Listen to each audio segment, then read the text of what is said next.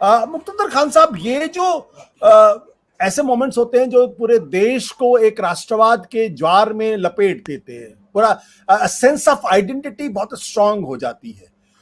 ये जो इंडिया पिछले कई सालों से, बल्कि मैं कहूँ कई दशकों से, 2004-2005 के बाद से जो इंटरनेशनल लेवल पे अपने आप को एक बड़े प्लेयर के तौर पर स्टैब्लिश करने की कोशिश कर रहा है, ये जो सेंस ऑफ आइडेंटिटी है, जो इंडिया एज एन आइडेंटिटी है, उसकी कितनी स्टैब्लिश करने में ग्लोबल लेवल पर मदद मिलेगी इसकी वजह से? देखिए, यहाँ पर मैं एक मिसाल देता हूँ। मैं अभी चंद घंटे पहले एक नर्सिंग होम में ऐसी मतलब फार्मेसी में दवा लेने गया था। तो मैं वहाँ खड़ा हुआ था, तो एक खातून आई, कॉकेशियन खातून। तो मैंने कहा आप आगे चले जाएं, मेरे पास वक्त है। तो मुझे यूँ देख के कहती है, आर यू ए डॉक्टर? तो मैंने कहा मैं डॉक्टर हूँ, लेकिन उस तरह का डॉक्टर नहीं जिस तरह आप सोच रही हैं। तो उसने कहा, your people are all doctors. मैं बोला, इन वेरियस फील्ड्स। तो वो जो योर पीपल उसने कहा है, दैट टेल्स यू कि जो इंडियन डायस्पोरा है और जो इंडियंस के साथ अब लोग एजुकेशन, साइंटिफिक अचीवमेंट को एसोसिएट करना शुरू कर दिए हैं। पहले ये होता था कि दे वुड टॉक अबाउट, आपको पता है वो बीन बजाने वाले, वो सांप के ट्रिक्स, इस तरह की चीज़ों से एसोसिएट हुआ करता था। मुझे याद है 15-20 साल पहले मेरे क्लासमेट, इंजीनियरिंग कॉलेज के क्लासमेट, वो जब इंटरव्यू कर रहे थे तो उनसे पूछा गया था कि क्या तुम्हारे शहर में इलेक्ट्रिसिटी है, ये कंप्यूटर्स की तुमने कैसी। अब कोई इस तरह की फजूल बकवास तो नहीं करेगा ना इंडिया के बारे में।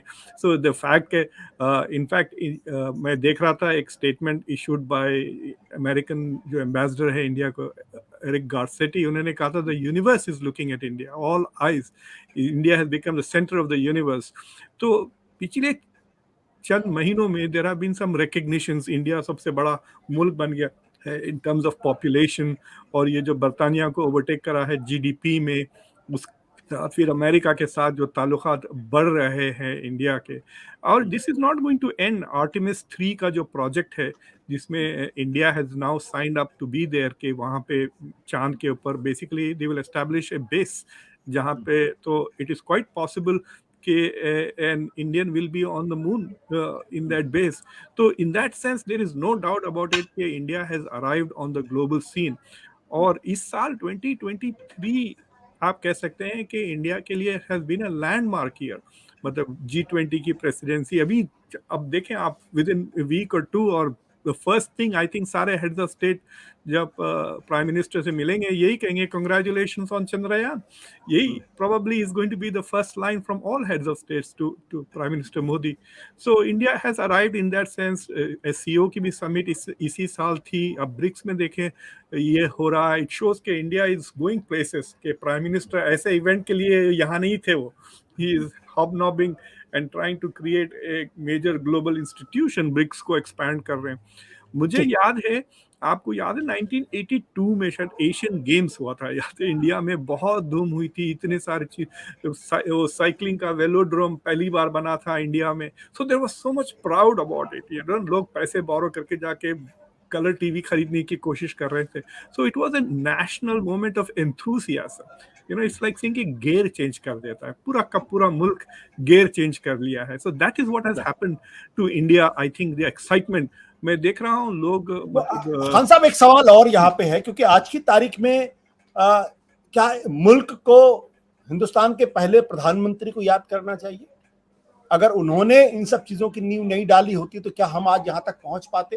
क्योंकि ये वो वक्त है जब शायद हम इतिहास को भूल जाते हैं, उन वैज्ञानिकों को भूल जाते हैं जिन्होंने इसरो की नींव डाली होगी, उस राजनेता को भूल जाते हैं जिन्होंने उसकी कल्पना की थी।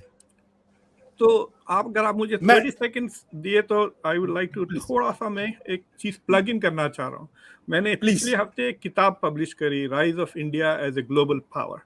तो उसमें सैयद अकबरुद्दीन जो इंडिया के एम्बेसडर थे यूएन को, तो उनको मैंने उस किताब के ताल्लुक से इंटरव्यू किया। उन्होंने उसमें एक चैप्टर कंट्रीब्यूट किया about India's pursuit for the security council reform. आपको पता है India has been trying to change the security council since 1945.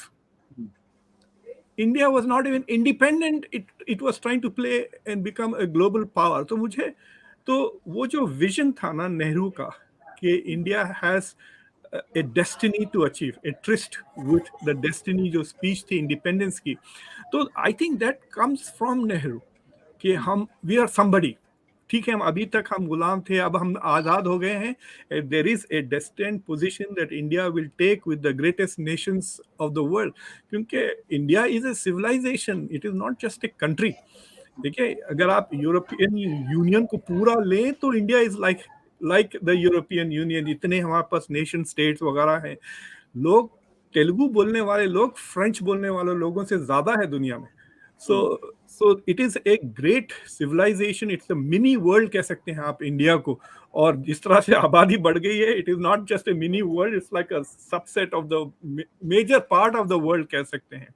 तो इन दैट सेंस कि इंडिया की एक जगह थी हमेशा से दुनिया में, सोने की चिड़िया छोड़ दें आप, as a civilisation, and India will get there soon enough. और ये जो स्टेप्स हैं और ये विजन, देखिए जो नेहरू का जो विजन था, it was about India.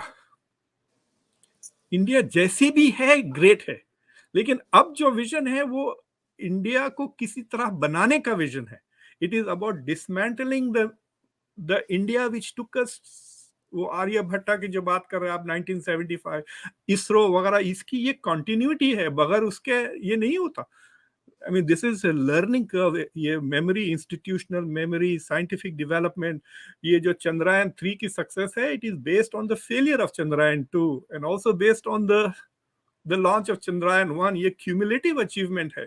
So I think this is an achievement for the whole country.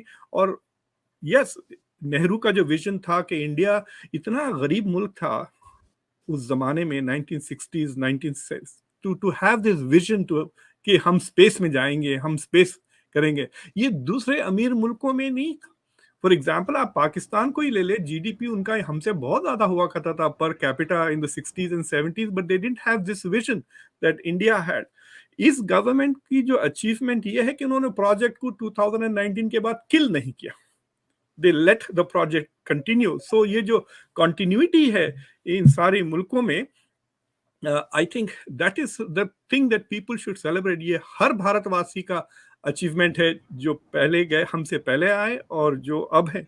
So I think yes, we should remember Nehru. We should also remember Indira Gandhi. बिल्कुल, should also remember जो scientist और engineers थे हमारे, जो IITs बनाए, जो scientist. So it's बिल्कुल, a cumulative achievement, sir. सत्य हिंदी का ऐप डाउनलोड करें गूगल प्ले स्टोर पर।